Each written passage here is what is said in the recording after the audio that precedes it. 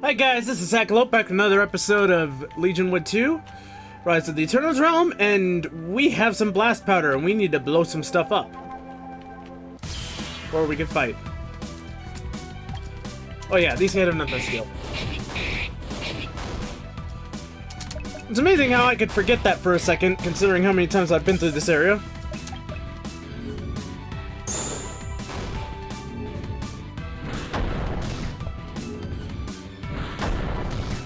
Okay.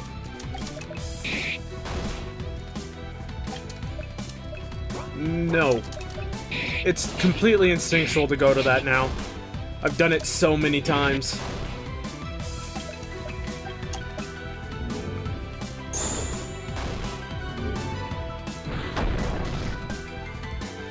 Okay.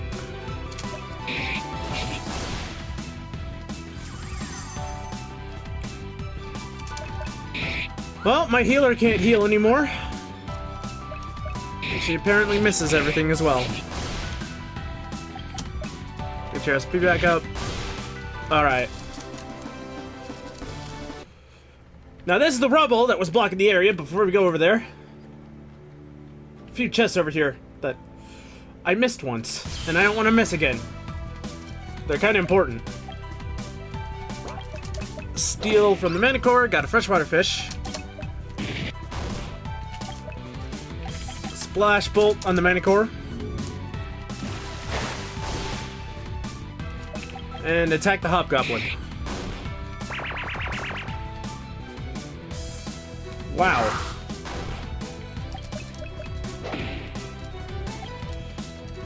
Okay, attack the Hobgoblin.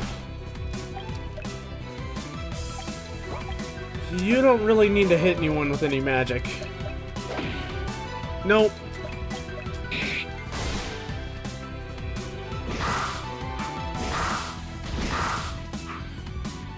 Okay, heal up Felix. And I wanted to steal. Oops. Oops. A mithril bow and a chain coif. Okay, so the mithril bow is better than the earth cleaver, and a lot of the enemies coming up are resistant to both wind and earth, so I have to equip that. And the chain coif is only usable by rangers, and it increases hit rate by 5%. I'm guessing that's accuracy? There's no accuracy stat, so I'm assuming that's what that means. Is it just me, or does Felix's hair bob up and down a little too much?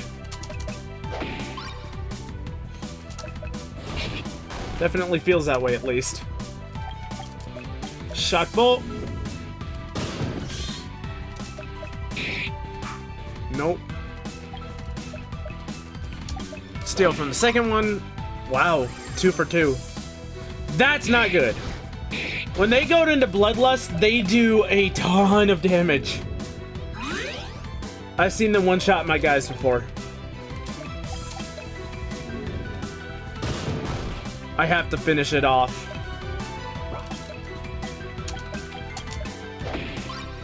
Wow, 3 for 3. That never happens. Okay, block, get your SP back up. Strike. And shock bolt. Finished it off.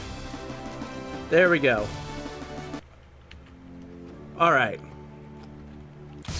Alright, here we go again. A bunch of Manicores, fantastic. Well, at least Ilia can do decent damage to him now. Splash bolt on that one. I want to only use him on the full health ones. Unless things start looking real bad. Attack. Got it.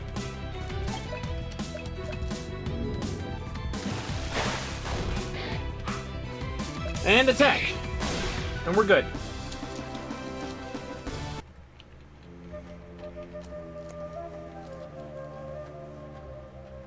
Looks like that old man is right. The road's been completely blocked off.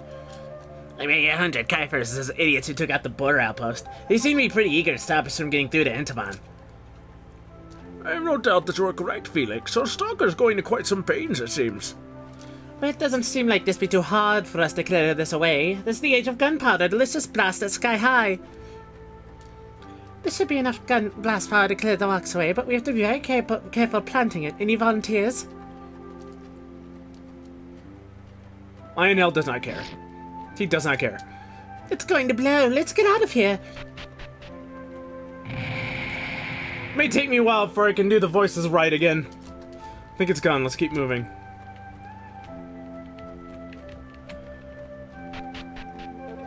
Look how cute and fuzzy this sprite looks.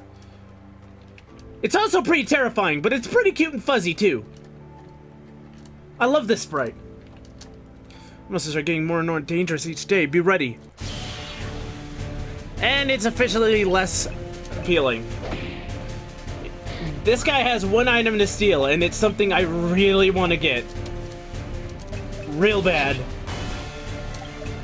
Also, it's weak to water, and resistant to just about everything else.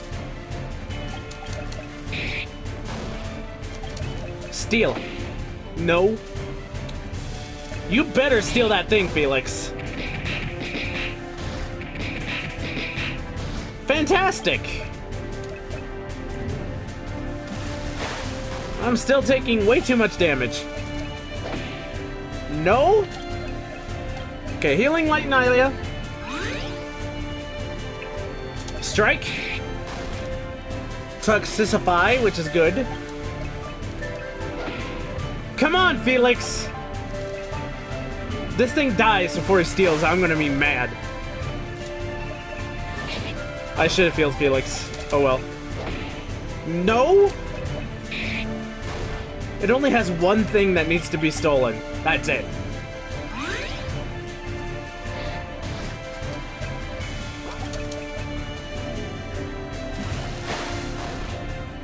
No. Oh, come on.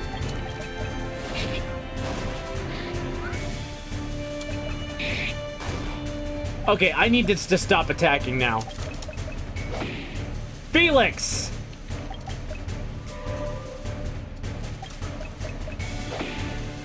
Thank God! Toxify can't kill things.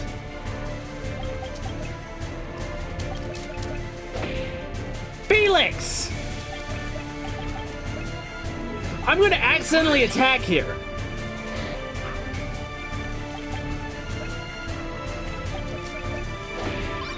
There we go, the tri-spell. That thing's great.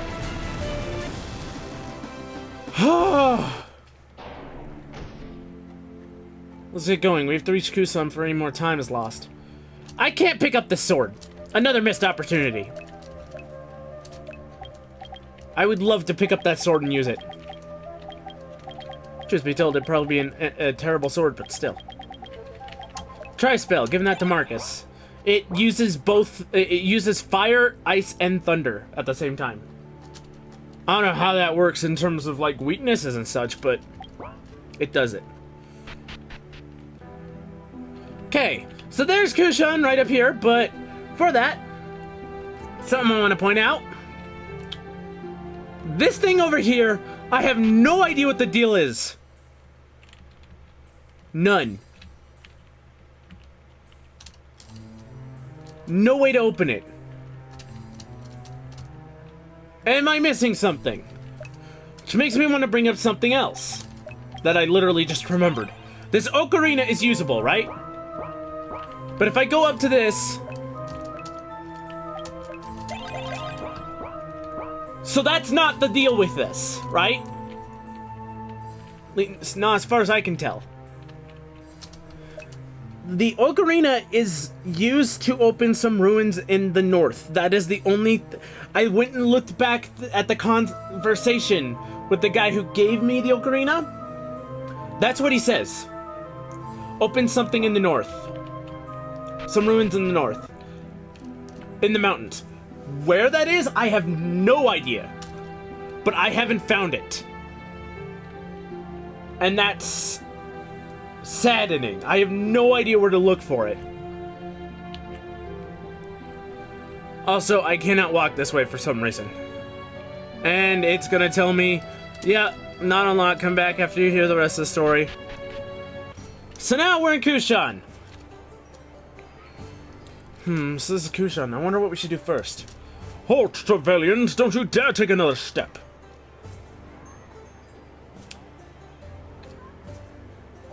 This guy...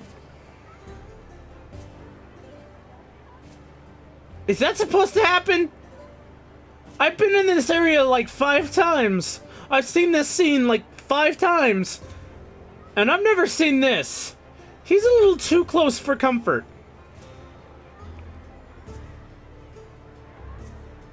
What just happened? You're soldiers from Trevel, are you not? That is weird.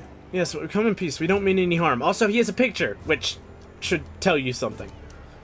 Savior Radorek, your reasons for being here don't concern me. I have orders to bring you before our king. Please follow me and don't try anything. If you do, every god in the city will descend on you. I only have to give the word. I guess we have no choice. Let's talk to your king then. What is it, Khan? I was about to retire to supper. My liege, I've come here with the Trevelyan's. They seem to be willing to talk, but I still don't understand why you did not simply have them killed on sight. Ah, I see. Thank you, Khan. That'll be enough for now. I'll be the one to judge their worth, however, not you. So you are the envoys I was sent from Trevel. My scouts monitored your journey through the Ethereum Highlands, and watched you do battle with Ragnar and Arn. That was unfortunate business, but the fact that those 2 traitors are now dealt with goes some way in easing tensions between us. And it is why you are lucky enough to be granted an audience with me today. We had been hunting for them for some time at suspicion for being connected to whoever's behind the Eternal Gates. So now let us begin the introductions. I am Boris Hightower, warrior king of Enterbon. To my right is my wife, Queen Sheba, and you have already met my retainer, Khan. We are honored to have the chance to speak with you, Your Majesty. I am General Aria Fontaine of the Trevelyan Army, and these are my officers Felix and Lionel. And I am Marcus Greycloak, elected senator of the city of Adrim, originally hailing from Makir. Hey, don't forget about me. I'm Ophelia, from the Ferrum Academy. I want to learn everything I can about the Eternal Gates. Very well. My soldiers have brought me tales of your actions in Trevel. They have said that you are people of honor, and that you fight hard for what you believe is right. I do not know what to make of this, but if it is correct, then we may be able to come to some kind of mutual understanding. But what do you think of them, my queen? Worthy or not, the fact remains that citizens of Enterbon have died at your hands. If we are to become allies, I think it is right that these crimes are to be redeemed first. Are you willing to accept this responsibility? Accept responsibility? Hey, you guys don't want to attack first, remember? Not that I didn't mind getting caught up in it either way, I'm just saying. You see, my liege, the arrogance with which he decries the deaths of my kinsmen. His Trevelyan's are nothing but trouble and should be punished immediately. If you can't tell, you're probably not gonna like this guy. If you're anything like me, you're not gonna like this guy.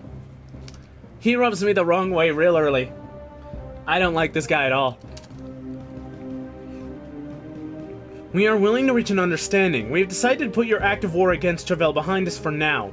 We can only ask you to do the same for us. In either case, we'd like to present you with a token of peace. I have been entrusted with a signet that was taken from one of your men after a battle, and it's our hope that its return helps to prove to you that we are here for the benefit of all Legionwood. Please take it with our Emperor's respects. Hand over the barbarian proof. What is this? Is it more proof of the treachery? The signet. It is the one that belonged to Prince Kilgar. These Trevelyan's could only have it if... Do you know what this is, Trevelyan's? It is an amulet given to my son Kilgar upon his 17th birthday. 3 months ago, he was set upon by monsters while on a hunting expedition. None of his party survived. And here's where things start getting complicated. I'm sorry, Your Majesty, but that cannot be. That was given to us by the Senator of Ferrum. We were told it was recovered in the aftermath of the city's liberation. It seems there much to discuss. There's an old saying here in Enterbon that one should never conduct negotiations on an empty stomach. I have a feast prepared. Please join me. I'm not yet sure if you are a threat to my people, but I believe you deserve a chance to prove you are useful to me. Let us eat and we will talk. So things are not as they seem. Wow, check out this grub. Let me guess, secret ingredient is poison, right? Do not fear, it has not been tampered with. You have given me no reason to regard you as enemies yet. For now, I am only interested in extending a proposal. Will you allow me to explain why I invaded Treville? If it's going to help us stop the Eternal Gates from destroying all of us, then go ahead. We're ready for anything. It all started 3 months ago when my son was murdered. At the site of the attack, we found the first Eternal Gate. As we came upon it, an army of monsters emerged from within and gave us battle. We defeated them and, assuming that the gate was responsible for Gelgar's death, destroyed it. However, this only served to make things worse. In the weeks that followed, monster sightings across the kingdom increased. We soon discovered another Eternal Gate. This time underneath Kushan. Unable to destroy it, we sealed off the tunnels under the city, and I was ordered by my best scholars to discover what it was. You may know that the western regions of Entoban are littered with ruins from the time before Kastel's arrival. It was inside one of these that we discovered an ancient tome left behind by Gaia, that told us of the gates and their connection to the doomed world of Westholm. At the time, we did not know their true danger, and assumed that their appearance, along with the assassination of our prince, was a prelude to an enemy invasion. I made the decision that we would fight back. And so you invaded Treville without any proof? That doesn't seem very logical. Treville has been our greatest enemy many times in the past. Aleppo never changes its spots. We did not need any proof. Scouts who had crossed the border brought us news that Treville had become a dangerous land to travel. We took this to mean that the Eternal Gates had opened in Treville as well. During the Followers' War, your Emperor helped Kastel's forces uncover the legendary swords of Ark and Gaia. It did not occur to us that Trevellians were in danger from the Eternal Gates just as Entobians were. Our intention was to destroy the gates. After our news reached me of the events in the Iron Mines, it occurred to me that perhaps destroying the gates was only making the remaining ones more volatile. So I gave the order to withdraw from Treville. Alas, it seemed both of our countries were taken by surprise. We still do not know who is responsible for this evil, but we have since discovered a way to close the gates. Close them? How? There was an Eternal Gate in the sewer system beneath the city. Only recently, a horde of the undead found its way into the streets and sparked a panic. My men and I joined them in battle, and, in the aftermath, we found a strange silver shard embedded in the body of one of the monsters. To our surprise, when we brought this shard to the Eternal Gate, it absorbed the magic keeping the gate open until it could manifest no longer. Afterward, I had a code wizard attempt to identify the shard, though all he could tell me is it contained more magic more powerful than he had ever seen. The Eternal Gates were created by the gods themselves. There's only one object in all of history that was able to manipulate the work of the divine. If the shard you speak of truly does have the power to vanquish the Eternal Gates, then I can only think of one thing it can be. You are correct. We are not sure, but we have reason to believe it is a piece of the legendary Sword of Law which Gaia used to destroy Kastel during the Followers' War.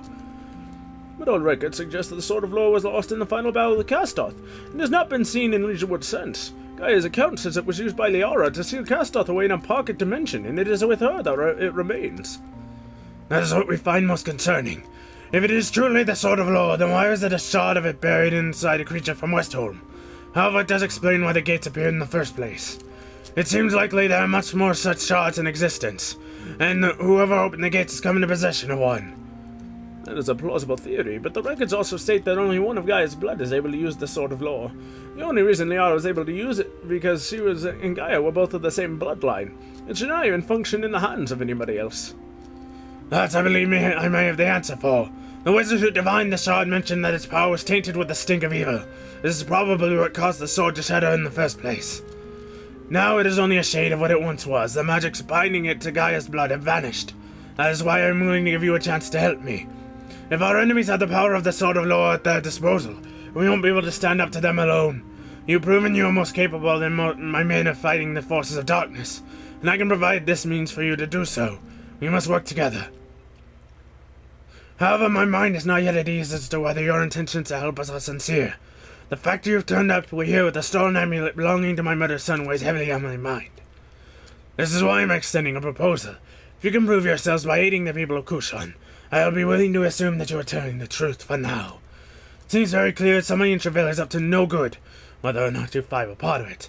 So what do you say of this proposal? We gratefully accept. It's our duty to do what we can to stop Legionwood from being consumed by the darkness. You made a wise decision. Very well, you shall begin your test in the morning. You should rest up before then, as you will fare better if you are at your full strength. So we have to fight something, huh? Who would have figured? The traditional way for one to prove that he is pure and in Toban is through battle. If he can show he can fight for the good of others and not merely for himself, then his past transgressions can be forgiven. You're permitted to spend the night here in the palace. For now you are Entabon's guest. Now let's finish this feast. It's a shame it is starting to go cold. Okay. Before we do this, I want to say my thoughts about that scene. So, we know someone in Treville isn't up to no good. I think it's the Senator of Ferrum. He had this amulet that clearly wasn't obtained the way he said it was. So something's wrong about him. I had a lot more to say and it literally just all left my mind. Oh, yeah, why was the sword in Westholm? Westholm is the world where the darkness is. Why is the sword there? Was the pocket dimension that Liara went to? I still hate that that's a plot point, that's still canon. Is that Westholm? That pocket dimension? Or that other dimension? Maybe Castoff turned into the darkness? Maybe he was absorbed by the darkness? We don't know. Nothing makes sense. I would normally end this episode here, but I want to get through this scene as well. So, another long episode for you guys. Can't stand it inside. Maybe if I get some fresh air. Lionel, I'm sorry. I wasn't expecting to see anyone else out here tonight. Can't you sleep? I've got far too much in my mind. Thought if I came up here, I might be able to work it out all out. Looks like I'm not the only one tonight. I have a few things of my own I'm trying to think through. Lionel, when I asked you if you wanted revenge for Clara, why'd you say no? Did you expect me to tell you? To be honest, I'm still not sure. What good revenge have done? These people took Clara away, but would she have wanted me to hurt them in her name? There's only so much that can be said for justice. Nothing I could do would bring Clara back, and all I'd be doing is letting myself be consumed by my own anger. Besides, there's already been enough death. How are we meant to be the heroes who say Legionwood if all we do is inflict pain on other people?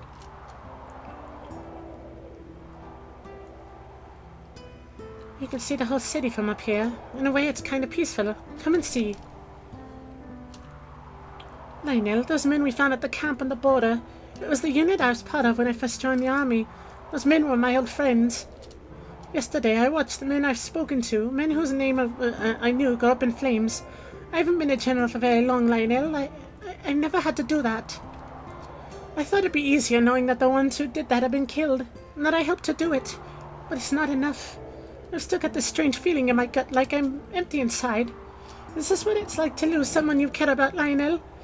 If so, then revenge doesn't make it feel any better. I'm still empty inside, and the only thing that's different is that there's this anger inside of me, eating away at me like I haven't done enough to get my revenge.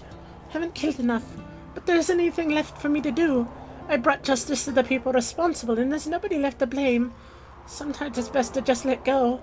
You'll just end up doing something you'll regret otherwise. General, I'm sorry. I didn't mean to.